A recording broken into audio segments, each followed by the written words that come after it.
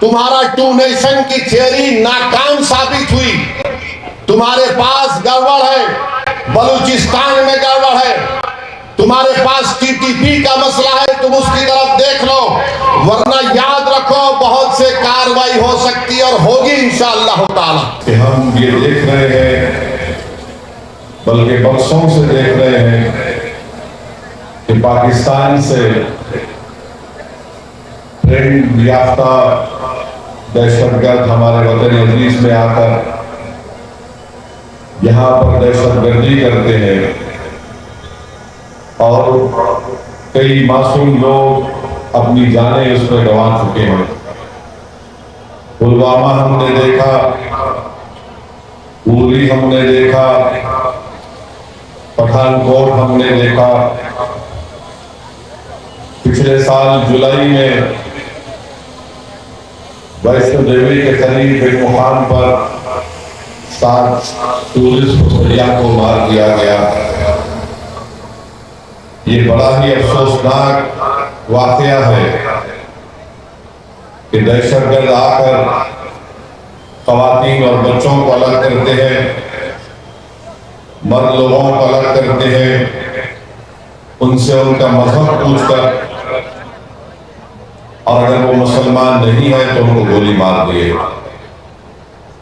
यहाँ पर उलमाए किराम तशरीफ फरमा है, वो मुझसे बेहतर और मुझसे मौसर तरीके से आपको समझा सकेंगे कि दीन इस्लाम में कितना बड़ा गुनाह है किसी को कत्ल करना, मगर इस तरह से हरकत करना और फिर गोली मारकर उनकी तस्वीर निकालना, सेल्फी निकालना, यकीनन ये लोग इंसान कहलाने के लायक नहीं है। हम जितनी भी इसकी मजम्मत करें वो कम है। बल्कि मैं अपनी पार्टी की जानिब से जब मरकजी हुकूमत ने आल पार्टी मीटिंग बुलाई, मैंने उस आल पार्टी मीटिंग में इस बात को रखा कि अक़वाम मुत्तहिदा के सिक्योरिटी काउंसिल का रेजोल्यूशन है जो 9/11 के बाद सिक्योरिटी काउंसिल ने उसको अपनाया था, जिसमें 4 निकात दिए गए।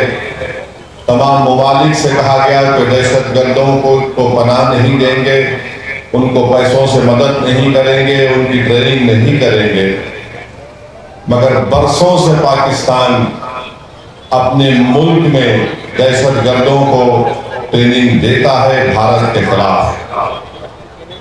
फिर अक़वाम मुत्तहिदा का आर्टिकल 51 है जो इस बात की इजाजत देता है किसी एक मुल्क को वो सेल्फ डिफेंस में अपने मुल्क के तहफ़्फ़ुज़ के लिए दूसरे मुल्क पर वो अपनी मिलिट्री कार्रवाई कर सके। मैंने उसका भी हवाला दिया।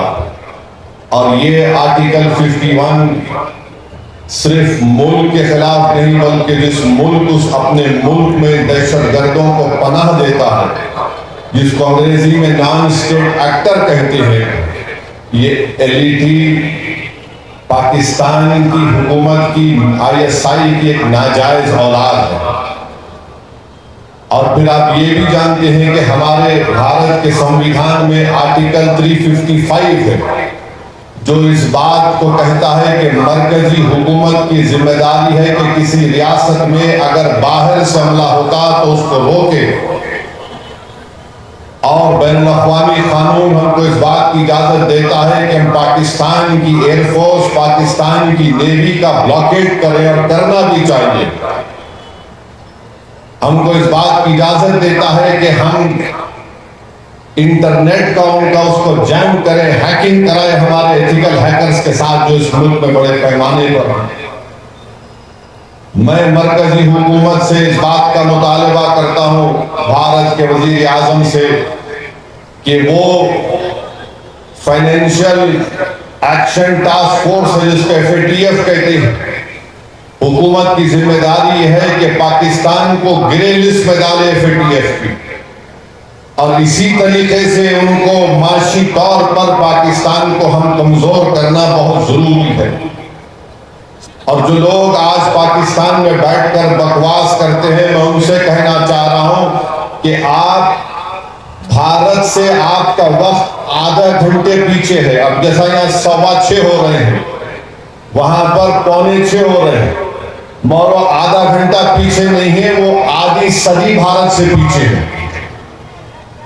और ये बार बार ये गलत बात वहां के लोग करते हैं, अरे हमारे मुल्क का बजट जो है,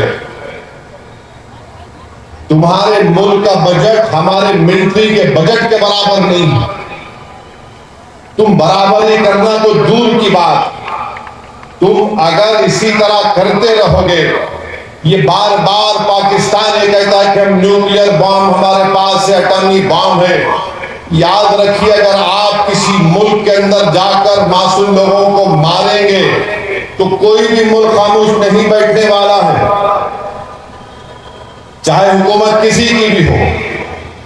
मगर इस तरह से आकर हमारी भारत की सरजमीन पर हमला करना और मजहब पूछकर किसी को गोली मारना, तुम कौन से दीन की बात कर रहे हो? तुम तो खवारिज से बदतर हो, तुम तो आईसिस के जानशीन हो जो हरकत किए हैं।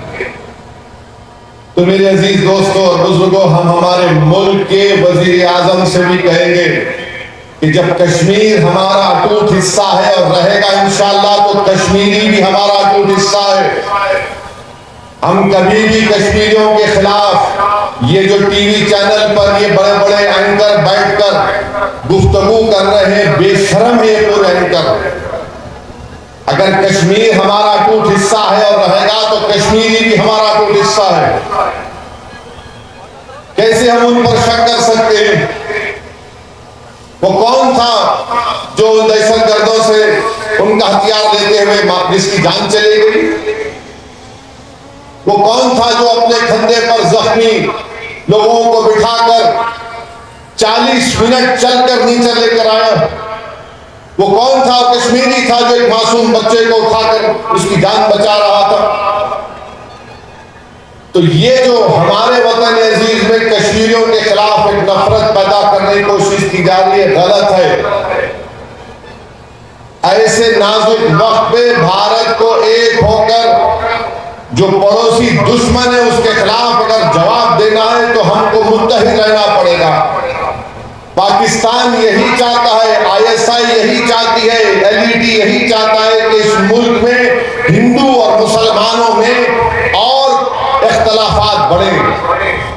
तो जो टीवी चैनल पर बैठकर अपने TRP रेटिंग के लिए गंदगी बक रहे हैं, मैं तुमसे कह रहा हूं, कम से कम थोड़े दिन तो ठहर जाओ, थोड़े दिन तो ठहर जाओ। तुम तो साल के 12 महीने रोज तुम बकवास बकते हो, मगर ये वक्त नहीं है। इस वक्त पर मुल्क को मुत्तहिद रहना है। और हम मरकजी हुकूमत से भी कहते हैं कि आपको जो कार्रवाई मुनासिब समझते हैं, कार्रवाई करिए। और ये टीवी चैनल पर बैठकर एंकर बोलते ये करना चाहिए, वो करना चाहिए। महाशय और मोहतरमाओं से कह रहा हूं, वो आप नहीं करेंगे। आप तो स्टूडियो के एयर कंडीशन कमरे में बैठकर ज्ञान दे रहे हैं। अगर आपके बाजू एक पटाखा फूटा तो नहीं मालूम क्या का आपका फट जाएगा जिस्म का। तो आप ज्ञान मत दीजिए। जो कार्रवाई मुनासिब समझती हमारी हुकूमत, हम उसकी तारीफ करते हैं। और हुकूमत को भी ये सोचना चाहिए कि कश्मीरियों के खिलाफ जो नफरत पैदा की जा रही है मुल्क के मुफाद में नहीं है। कश्मीरियों को, हमको उनके दिल को और उनसे करीब होना। हम मुल्क के हुक्मरानों से कह रहे हैं कि तुम्हारी डिटरेंस पॉलिसी पर तुम गौर कर लो। आपने सर्जिकल स्ट्राइक किया, हमने तारीफ की। आपने बालाकोट किया, हमने तारीफ की। आपने नोटबंदी की, कहा कि दहशतगर्दी खत्म हो जाएगी, मगर पड़ोसी मुल्क से लोग आ रहे हैं। तुम्हारी डिटरेंस पॉलिसी को देख लो। और अगर आपको मौसर कार्रवाई आप जो मुनासिब समझते हैं करिए। पूरी अपोजिशन पार्टीज ने कहा कि करो, मगर ऐसी कार्रवाई करो कि दोबारा किसी भारतीय की जान ना जाए। दहशतगर्द आकर यहां पर हमला ना करें। आप एक मौसर कार्रवाई करो। और बार बार मुझे तो मीडिया वाले बोल रहे कि पाकिस्तान के वो ऐसा बोले, वो ऐसा बोले। मेरे भाई, मुल्क बहुत बड़ा है। मैंने आपसे कहा कि पाकिस्तान हमसे आधी सदी पीछे है। तुम कुछ नहीं बना सकते वहां पर, ना तुम दवा बना सकते, ना तुम वहां पर टायर बना सकते, और तुम बड़ी बड़ी बातें करते हो। और तुम्हारा ही वजीर दिफा कह दिया कि मगरबी ताकतों के गंदे खेल का हम हिस्सा बने।